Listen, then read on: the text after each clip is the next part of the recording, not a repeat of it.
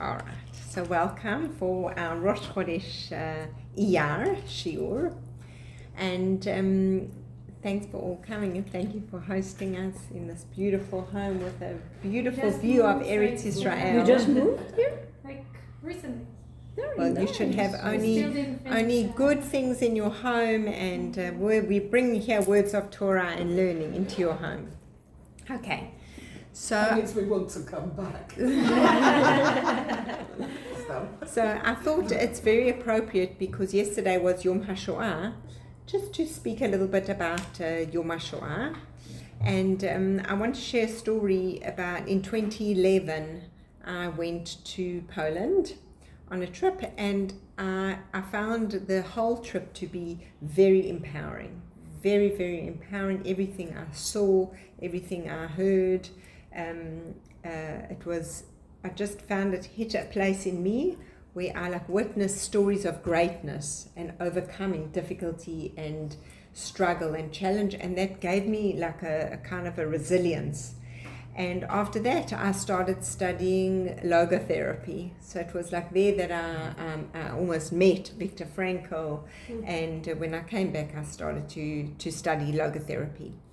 So everybody thinks many years ago when I was 20, I went to Egypt to see the pyramids, right? I had studied a year of Egyptian architecture and I wanted to see them for myself as well as many of the other. From South Africa? Yeah, I went from South Africa. And everyone has in their mind the pyramids, but that wasn't what was amazing there. There's a place called Abu Simbel, which was even more amazing. So huge statues and indoor mountain hollowed out into a tomb. Just phenomenal. How did they do these things so many thousands of years ago? So the same thing I was expecting when I went to Poland, that Auschwitz was going to be this terrifying place. And actually, when we went to Auschwitz, it felt more like a museum. But what really knocked me was a forest that we went to, which was called Volbrum. And when we were on our way there, for those of you who know, my husband makes this dried meat product from, it's called biltong, which is a South African dried meat product, which is very delicious. Yeah. So he makes this product, and his is the best in, I think, the world. So it's absolutely amazing, and he really has perfected it. So I'm not a very big meat eater, because then you've got to wait a whole lot of hours before you can be chalavi again. So he had given me, I'd gone on this trip with my shul alone. He didn't come with me, but he'd given me these little packages of biltong, like comfort food, even though it's his comfort food, not mine. Cheesecake would have been a different story. Anyway, we're driving, and in Poland, to get from one place to the next is many hours. Many hours. And wherever you drive, I was there in May, exactly this time, in May 2011. Wherever you drive, so in that time it was spring, and in my mind I thought, I'll come to Poland, everything's going to be grey and white. And then it was no, everything is green and magnificent. And they had these massive fields while you're driving of these yellow rapeseed flowers. And you just see this bright yellow everywhere, and you're like, this can't be Poland. Right. What time of the year? May. It was in May. Everything was yellow. In October, when I was in high school, and it didn't, what I remember, it was back then, but what I remember, it was very gray and sad. Yeah. So for me that was contrasted with spring. So we're on the bus, and now I'm sitting with this little package. I'm missing home because every day is difficult. And the way our tour was the mornings we visited places to learn about the life of the people and the Torah that they learned. And in the afternoons we went to the places where they died. So we first learned who they were, what was important to them, the Torah that they taught, and then we saw how they died. So we had been at this place in the morning learning all about this community, and then we were driving to this forest. So I'm sitting on the bus and I'm thinking to myself, should I eat the package of biltong? Do I want to become fleishik, or maybe later there'll be chocolate, or so cheesecake. I'm just in my mind, backwards and forwards. Do I eat the meat? Don't I eat the meat? Do I eat the meat? Don't I eat the meat? And I had like a whole internal fight with myself on the bus. And then I decided I'm eating the meat. So I ate the meat, and then we got out the bus into this magnificent forest. Like when I tell you, my first thought was, I would love to meditate here. And then hit with this feeling of, well, why is it so lush and green? Because it's been planted on top of human remains, right? This is the fertilizer. The Jewish bodies fertilized this place. So then I start feeling a bit, ooh, right? And thinking, and then our guide, who was really amazing, his name is Tzvi Sperber from J Roots. So whoever listens to this, that's marketing for him. And he starts telling us the stories that this path we're walking on is the same path that a whole community walked on, naked. They walked naked, humiliated, degraded, families, parents and children, rabbis in front of their students, everyone walked, and then we walked down this path to this massive grave that is there, a mass grave. And he told us many stories. But there's one story that stood out for me that really changed my outlook in life. And I'm going to share the story with you. It's a hard story to hear, but it is the reason we tell these things is to have an effect on us. That these things, this is what I took out of Poland, is these tragic, barbaric, heinous things took place. Let it not be in vain. Let me learn something from it. Let me grow from it. Then it happened we don't know the reason, but it happened and I've taken something from it. So he tells a story how all of these people are lined up there naked and this huge hole, and the guards announce, anyone who has any valuables, come to the side and you could be spared. So this woman comes to the side with her 2 children, and one by one they start shooting people who fall into the pits. And the guard keeps coming to her, give me the valuables. She says, I'll give it to you at the end, I'll give it to you at the end. Anyway, eventually the end arrives, and it's her left and her 2 children. And the reason we know the story, our guide told us, is because everyone got 1 bullet, but not everyone died. So people fell in but didn't die. And then later on in the night, they climbed out and went to hide in the forest. So this is how the story got told. That the man said to her, give me the valuables now. And she said,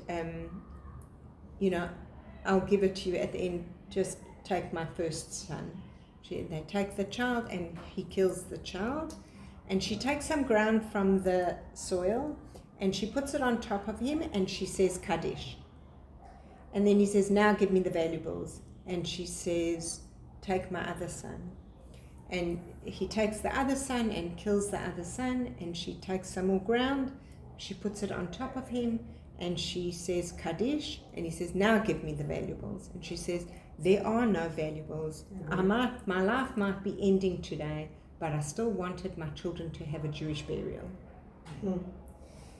And in that moment, I was finished, as I'm sure you're all feeling now. I was absolutely gutted, but something was born in me of we have a say in how we will do things. When things are difficult and challenging, we still have a say.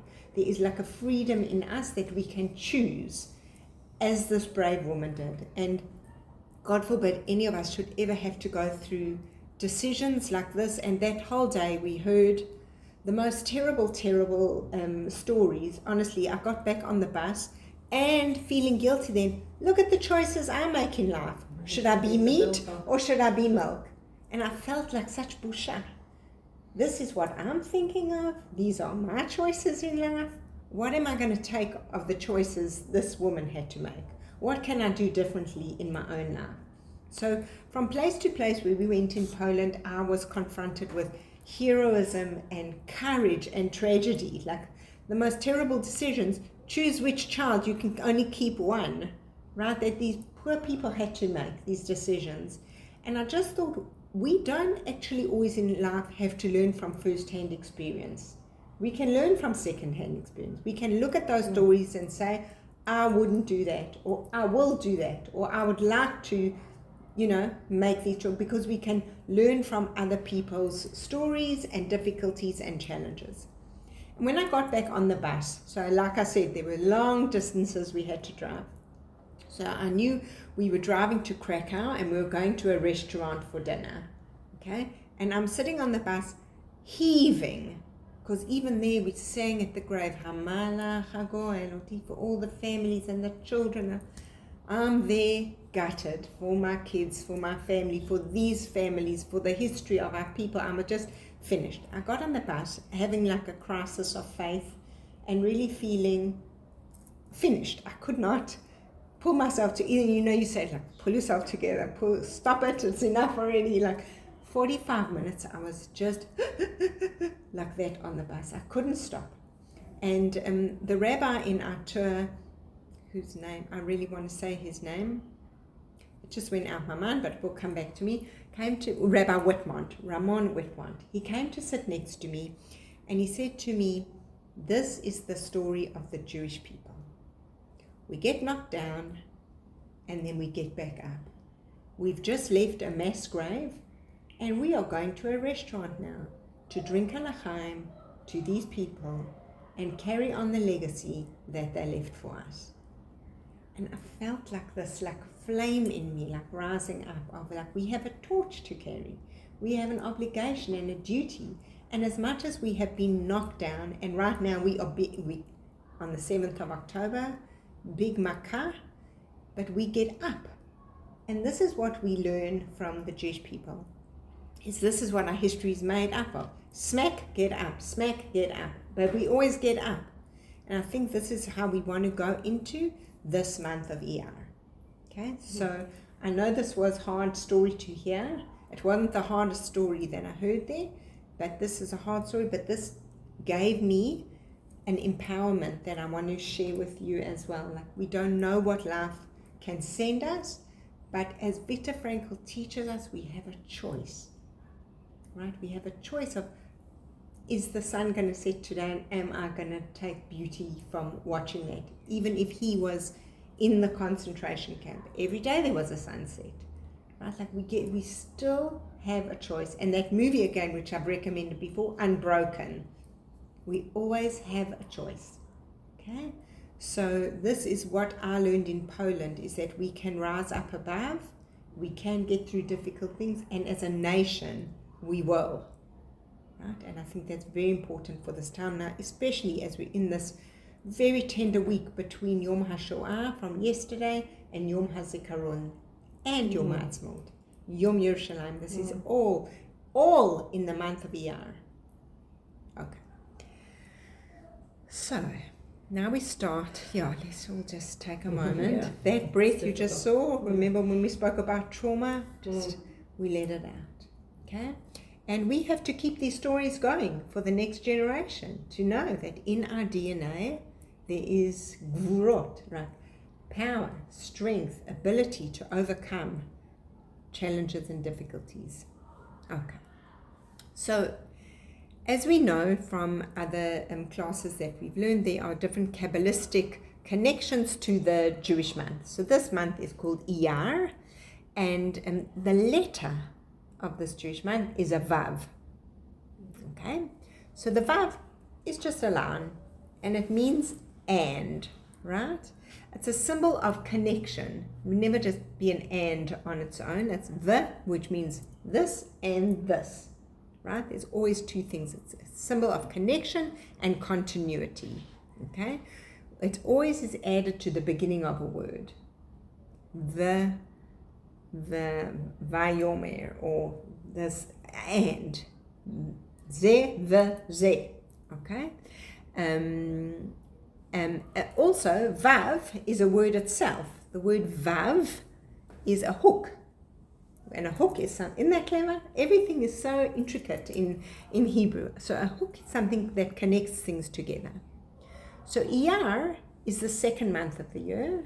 Remember, we said Nisan is the first month, IYAR is the second, and if it's vav and it's a hook, it means it's connecting Nisan to Sivan. It's the hook. It's the piece in between.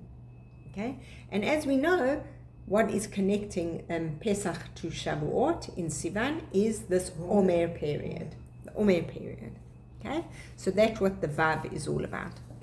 Nisan, we know, is the month of redemption, and it comes all the way then to Sivan, which is the month of revelation. So we go from redemption to revelation. We came out as slaves, but you can't just give slaves a Torah.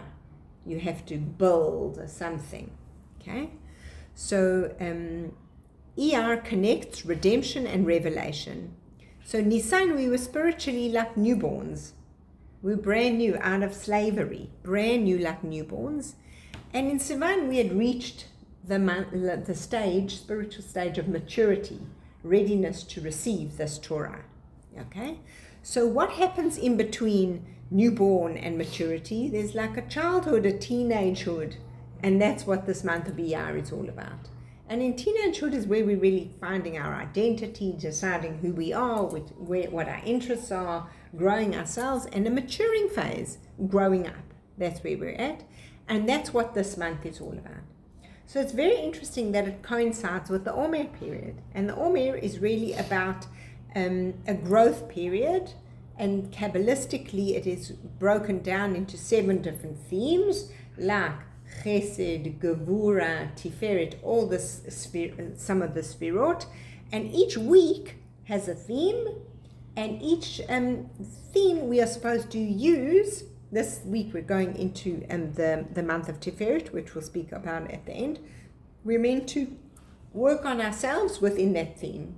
So the first week was kindness, and then the second week, which we're ending tonight, is discipline, and then we're going to go into the third week, which is Tiferet.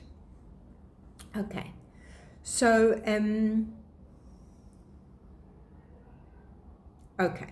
so the name of the month of IYAR before the Babylonian exile was called Ziv. That's what it used to be called. It's documented. And Ziv is a ray or brightness coming from the sun's intensity and the brightness of the sun. Okay? Brightness refers to the beginning of spring. And after the Babylonian exile, the sages used the name IYAR. And the name is related to the word Yira, okay, which is the word for fear or awe, right? So if we break down the letters of the word IYAR, it's an Aleph, Yud, Resh, okay?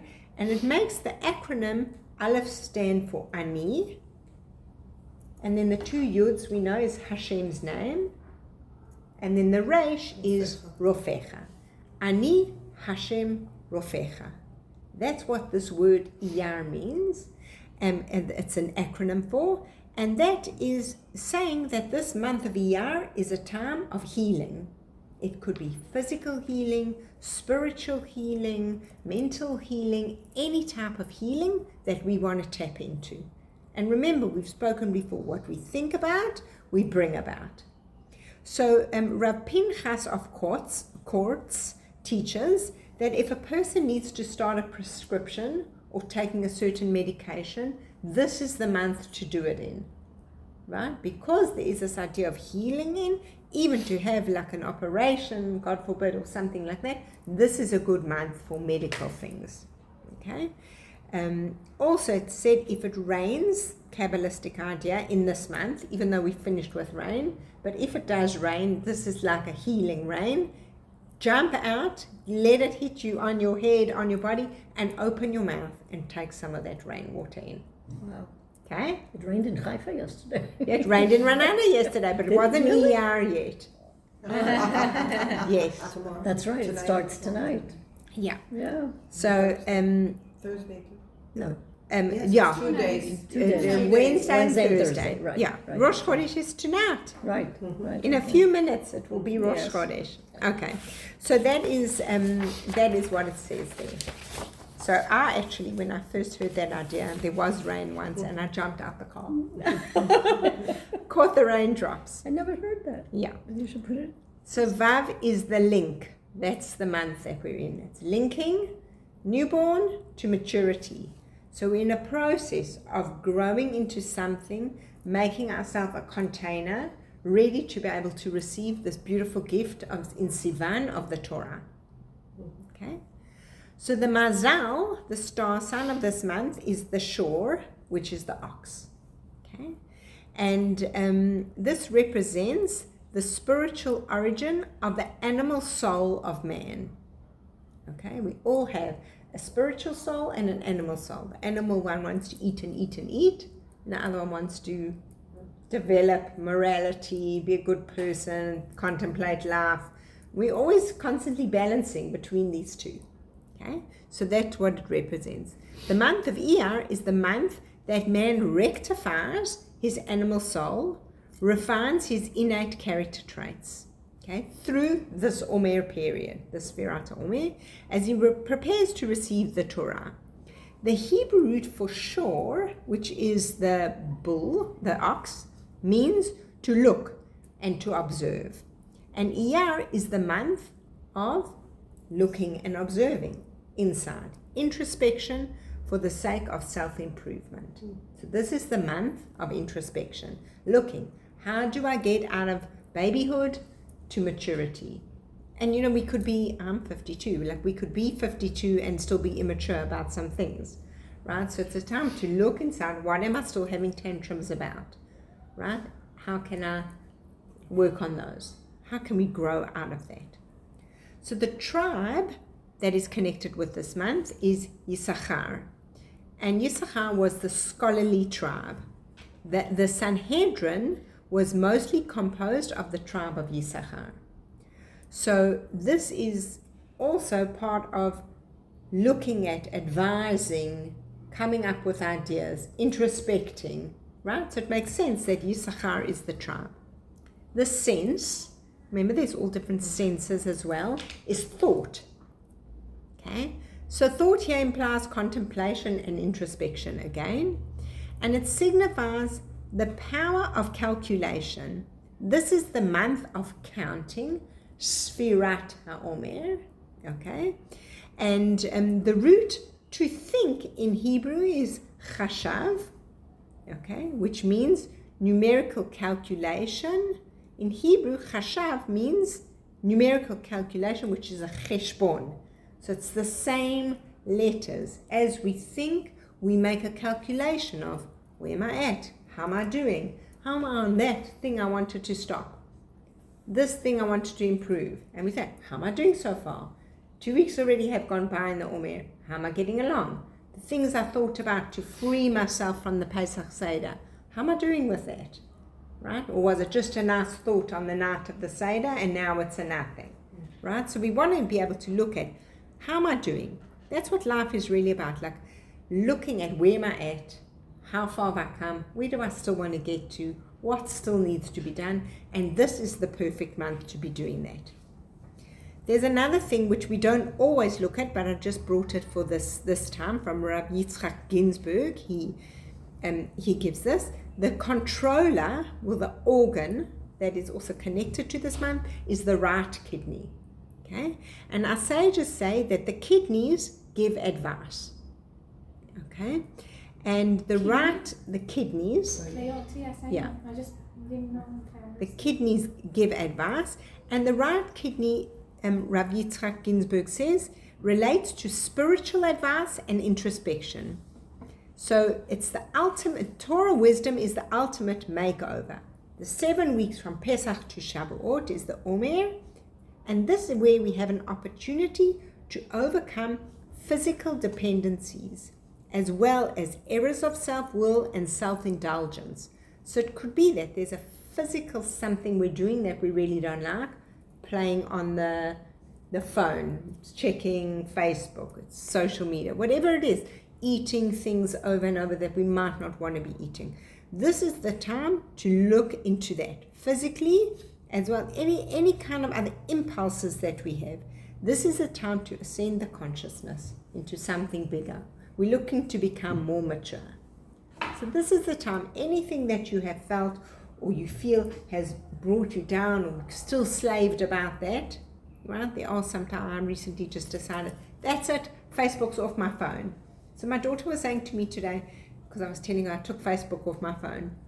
So she said to me, Mom, you can like put this thing in that Facebook, you can only have it for 20 minutes a day. Or I said, like, that doesn't work with me. Either it's on or it's off. So we also have to know ourselves. Like for me, I know it's not like just going to be there. You know, if it's there, I can say to myself, I definitely won't go there. But then at 9 o'clock when trying to go to bed, I'm like, I'm just quick check Facebook. And then 45 minutes has gone. And remember at Pesach time, we said the first mitzvah God gave us was, you are free people, you own your time. Okay, so Facebook's off my cell phone. Hopefully I will not put it back on. Right now it's still off. Okay, so the space we enter after Pesach, where does Hashem take us? Not to San Diego, it takes us to the desert. Right? In the desert there's no distractions.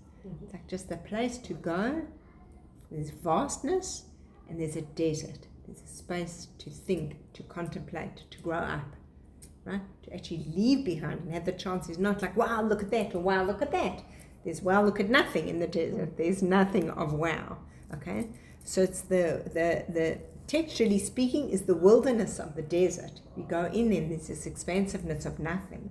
And when there's nothing, we can go inside. It gives us an opportunity to look at, well, what's here? What's in me? What do I want to change? Where am I going? Okay.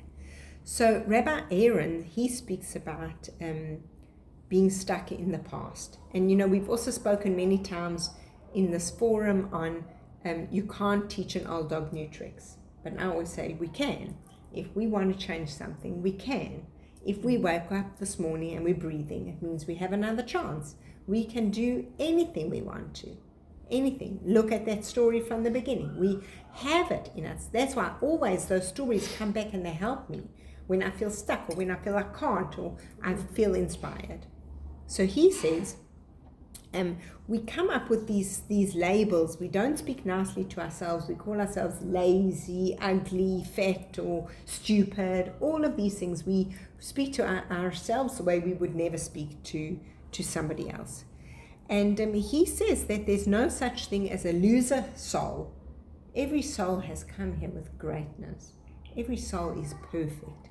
Every soul here has come here to become something. We've come here to paint on blank canvases, but we put ourselves down and we're not prepared to move out of even the place I know where I'm knocking myself. It's a place I know, so I'd rather stay there than move to something else. It's not easy to change.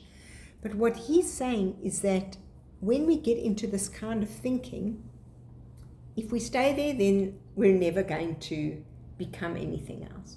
So he says when a seed is put into the ground, it has to give up being a seed to become a seedling. You can't be a seed and a seedling. You're either the seed or you can become a seedling. And when you're a seedling, to become an oak tree, you can't stay a seedling. So each of these stages is like a death, right? The seed has to literally rot in the ground to become the seedling.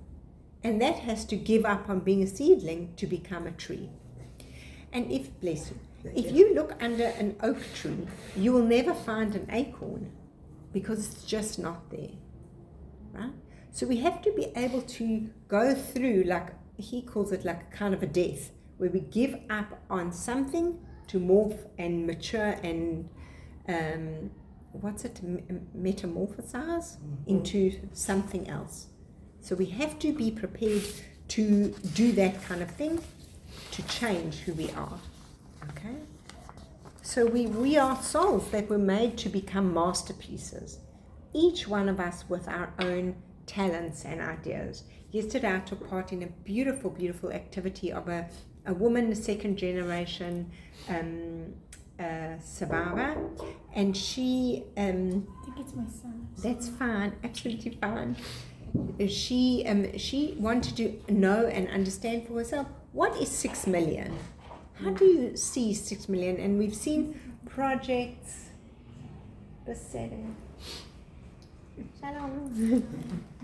We've seen projects were like paper clips. That movie. Did any of you see that movie, Paper Clips? Excellent. That's another movie to watch. It's a very mild, non-Jewish school wants to do what is 6 million, and they get paper clips from all over the world. It's a beautiful, beautiful movie. So this woman, she wants to understand what is 6 million. So she has embarked on an art project where she has these huge canvases that she has divided up into grids, and there's teeny little rectangles all next to each other, these teeny little rectangles, and on each big canvas is 60,000 rectangles, right? And she's coloring each one of them in a different color, and then at the end it's this beautiful art display of color, this burst of color. And her goal is to do 100 of them. Once she embarked on this project, she realized it took 3 months to complete one. Wow. And she needs to do 100. So she's turned it now into a community project, and it's going to become a worldwide project where your community can order one and everyone gets together, and each little rectangle you fill in is a person. So it was very meaningful, and I went to sat with some friends around a table, and we just filled in these things, and it felt very meaningful. So we each need to find what's our calling. Like before she came up with this idea, there was no idea like that in the world. So each one of us, in our own what is interesting to me, we need to find the expression of that in the world. How do we become us? And sometimes to do that, we have to be prepared to change from a moth into a butterfly. But there's a death process that takes place in the middle, right? To become free, to become the tree, we have to say goodbye to the seedling. We can't hold on to that. There's that other lovely book, Who Moved My Cheese? Did you all read that? Oh, you like that. It's a wonderful book. And it's also, they have a version for children as well. Very, very interesting. So this period of the Omer is a counting period. Every night we count a different number of where we're at.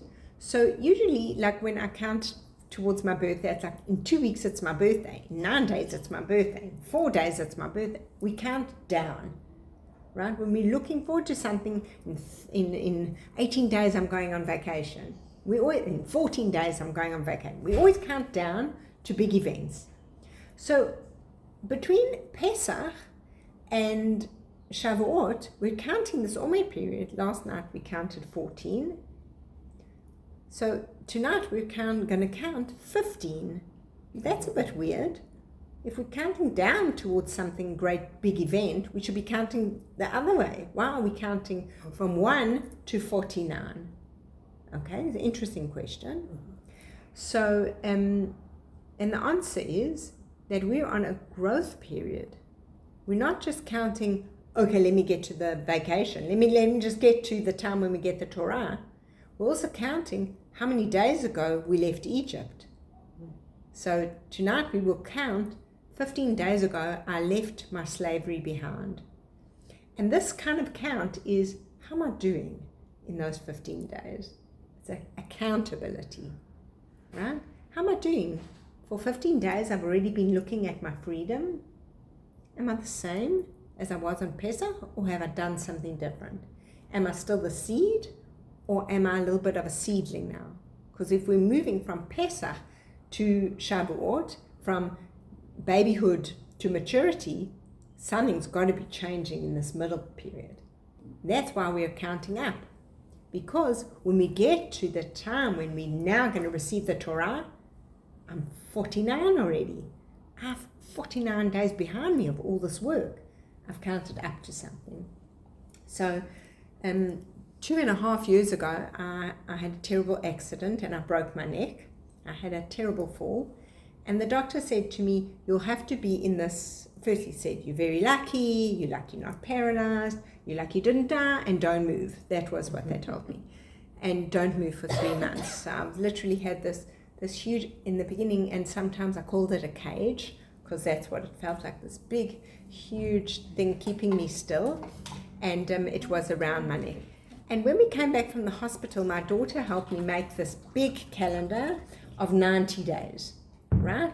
So we were going to count down how many days till this brace comes off, right? So we're 90, 89, 88, 87, and every day we crossed it off. And as we were doing it, I realized that I've been given a kind of a period like the Omer, from the day I broke my neck till who I will be when the brace comes off. Like, this has happened to me, it's going to change me in some way. How's that going to happen? So I wanted to introspect. So I said to her, okay, we need to make a new count, not just 90, because 90 means forget about what I'm leaving behind. It just means get me to where I need to go. Mm-hmm. So I changed the count backwards from, instead of being the day I go to get the brace off at day 1, I made that the 90. And then I counted backwards. So every day I started counting up. So I'm like 15 days away from breaking my neck. Am I still the same person? What does this mean to me to be stuck in a cage? Right? What does it mean that I need my head supported? I can't hold my head up on my own. What does it mean about me and my dignity or my integrity? And this was the road that I went through, not just, let's cross off another day till we get to the doctor. So I didn't use it as just, and in my book I write all about this whole idea of counting up and counting down. Okay? So counting down towards something doesn't say anything about the starting point. Right? If I'm 3 weeks, I'm going on vacation, today means nothing. Right? But if I'm counting up towards something, today means something, because it's who I am, and then who will I be when I arrive. So do you get the two kinds of counting? Okay. So that is what this Omer period is about. It gives us an opportunity to move from, we all left slavery. We all were supposed to, at the Pesach Seder, think, I don't know, Facebook wasn't the only thing I was trying to leave behind, right? Making my time maybe more meaningful, using my time maybe better. We spoke a lot about time in the month of Nisan. How do we use our time? What makes us free, right? What makes us not free, right? Even I read this unbelievable, I've forgotten her name and it's wrong because she was a hostage and she got released, but she was a nurse. I don't know if you read about her. Do you know the name? Okay. But I know what you're talking about. She was a nurse, and when she got in there, she realized she has a responsibility. She needs to, even though she's scared, To give the people the medicine. she needs to find out who takes medication, how old are you, what, and not only that, when she was picked for being released, she made sure to train up others that they could also do it. Right? So there is a responsibility. How do we use our time? How do we use our skills? What are we doing with the gifts that we've been given?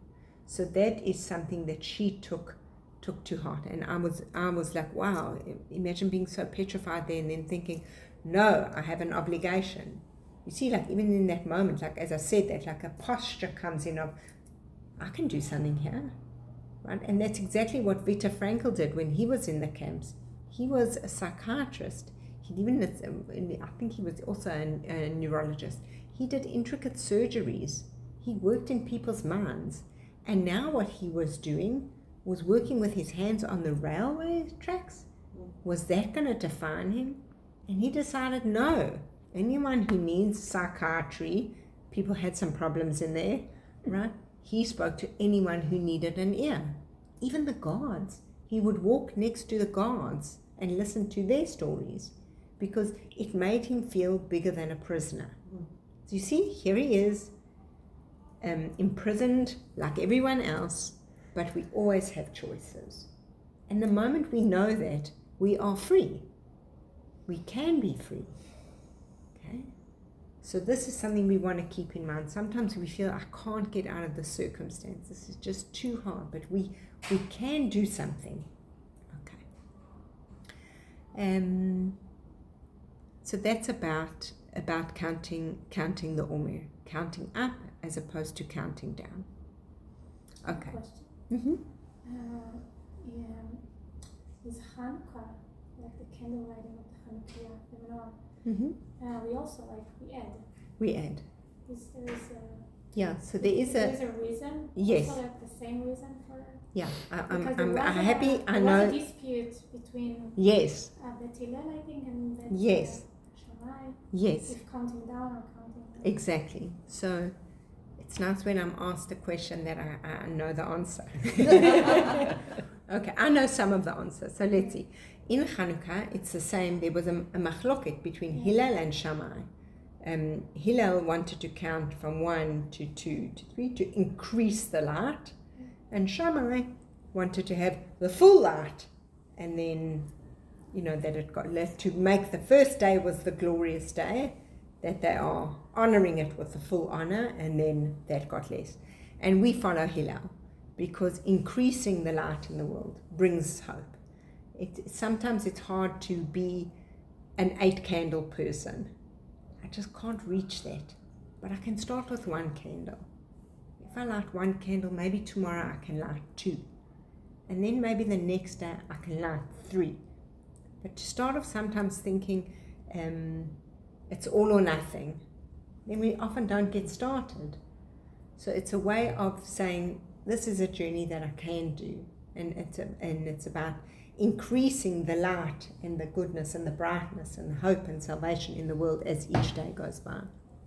So, yeah, another idea of where we're counting. Okay. So the Omer is a period also at the time of Pesach. The sacrifice that was brought to the temple is barley. Okay. And the time of Shavuot, the sacrifice that is brought is wheat. Okay? So what's the difference between wheat and barley? Barley is animal food. It's just fed to the animals. But wheat can become bread. Right? Wheat, with the process, God grows wheat, and with a partnership with man who mills it, cuts it, grounds it, bakes it, rises it, it becomes bread. So it's also showing a growth period. Firstly, there's this sacrifice that is given, which is just animal food. Is that all we're going to stay in life, just eating barley? Or are we going to go through some kind of growth process of eventually making bread? Right? And actually the process of making bread, if you think of the wheat, it's this beautiful plant that gets cut down, smashed, ground, crushed, right? And then refined into fine powder, and then becomes something so magnificent and delicious, right? So it's like even saying how we said, is the seed prepared to give up its seedness to become the tree? The same with the wheat. If you stay a wheat kernel forever, you can't feed anyone. But if you're prepared to go through that cutting, grounding, maybe the difficulties of life, you can eventually become bread. Okay? So I just love how there's like all these back doors and entrances into ideas that help support the process and the growth that we're on as well. Okay. So at the time of Pesach, we are obligated to see ourselves as if we personally left servitude. We left being slaves. So it is hard to understand that. And maybe this year it was a little bit easier, because right now there are prisoners. Our people are hostages, and we can understand, I'm free, but we're not all free. Right? So maybe our freedom at this moment is the bracha we say in the morning, Matir Asurim, is I once heard the connection to that being, I don't remember which rabbi said it, but that they went to visit a friend of theirs in hospital and walked in and saw a catheter and a drip and all sorts of machines he was connected to, and thought to himself, this person can't just get up and go for a walk. They are actually a prisoner to all these machines. And he understood then the power of that blessing that we say every day, that releasing the prisoners is when you are hooked up to this machine and that machine, and you're actually almost like a prisoner to the machinery. So I always like that interpretation of, wow, I want to just get up and go. I don't have to unhook a catheter, God forbid, or any kinds of machineries we might be hooked up to, that do we recognize the gift of that? Do we thank for that every day? Right? And this past half year, we've been thinking more deeper into that bracha of matir asurim, releasing of the prisoners, releases prisoners. I've always thought of it also, not just physically, I'm not bound to machines, but releasing me from things that keep me imprisoned, ideas, or what did you say? Facebook. It could be anything that keeps me a prisoner, that holds me. Anywhere where I'm not a master, where I'm the slave, is something we want to be released from. So it's not just a blessing to skip over in the morning, it's actually one to spend a few moments on, in so many different contexts, on a physical, my body can get up and walk somewhere if I wanted to, okay? And we are free, we're not in a tunnel, thank God. And but there are some who aren't. So to actually take a few moments to think those things a little bit deeper. And then, so this time of counting the Omer started off where we were obligated to see, I've been imprisoned, my people have been imprisoned. And also I think on the Begadol, to even think our nation has been imprisoned many times and we've always got out of it. And now I'm very much feeling now that we are part of history, like we are living in historical times right now. Even my daughter, during the ceasefire, she was on the Gaza border, she's in Totchanim unit, and the Totchanim unit is the one that does the long range missiles, which clears the way for the foot soldiers to go in. So during the ceasefire, they wanted to take them in, the soldiers, to show them, this is what you did. Look at how you helped, look what you set up, and look what you did. So it wasn't actually, I'm sure it was always dangerous, because even though you can have a written agreement with terrorists that there's a ceasefire, there was still shooting going on. So it wasn't entirely safe that she went in. And the good thing was she didn't tell me she went in. She was going in. Oftentimes she would write, my phone will be taken away, don't worry. She would write things like that, and we didn't ask questions. And then you worried. Yeah, we tried not to worry. So then that afternoon I get a picture like this, Israeli flag like this, saying in Gaza. So the thing. So when I spoke to her about it afterwards, I said, wow, what was that like? And she said to me, Mom, before I put my foot down, I thought to myself, I'm part of Jewish history.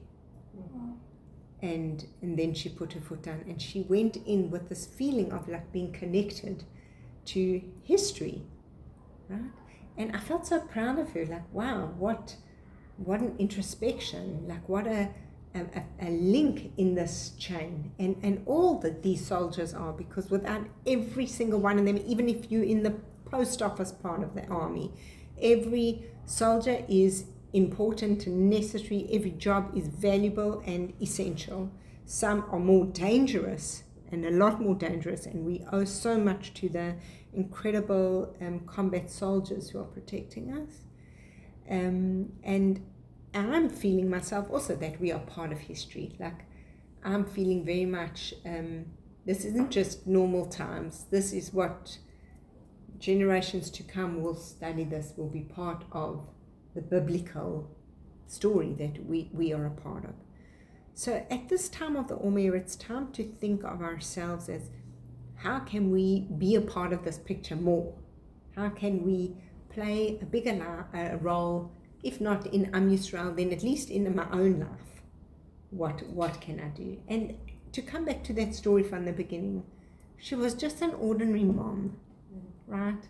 Who just rose to absolute greatness when she decided she may not be able to save her children, but she will give them a Jewish burial. And I think the difficulties that we go through in life, they're here for whatever reason, I don't know. Actually, I've been reading a book now called Why, God, Why. It's a book written about grief. I'm enjoying the book. I'm enjoying a book. It's about a man, a rabbi, who comforted community members for years and years. Wife in their 30s, 11 children, wife dies. Okay, so it's the story of how he thought he was comforting people in his community beforehand, but now he got the T-shirt, right? So he's speaking more, and he said, when people like ask God why, like, if you got an answer, would that make you feel better? And I thought that's so, like, it wouldn't. Like, maybe we just don't have an understanding, and we can't contain the answer. So there has to be a reason these things happen in the world, and can I show up to that and respond to that? Can I bring out something in me which maybe is greatness, or we don't know what the challenges are. I mean, I remember lying in the hospital bed when my neck was broken, and the doctor just hit me in the face with this news. I thought I had like a brain bleed because I fell on my head, so I didn't think my neck was broken, and I don't think people recovered from broken necks. So I remember the first thing that I thought, and I was proud of the first thing that I thought. Well, the first thing before I had the news, when they were wheeling me in, I was like, I wish my mom was here. That was the first thing I thought. Even though I'm 52 years old and very much not a mommy's girl, but that was my first thought. And my second thought, when the doctor just blurted this news out to me in a few harsh sentences, was, I'm going to get over this, whatever this is, and I'm going to use it to teach people about it. And I was like, okay, wow, I don't know what this is. I need to get over yet, but we'll have to see. And even if it was a sensitivity, because even like not being able to walk downstairs, I couldn't, because I couldn't do that. I couldn't brush my teeth because I couldn't do that to get the water.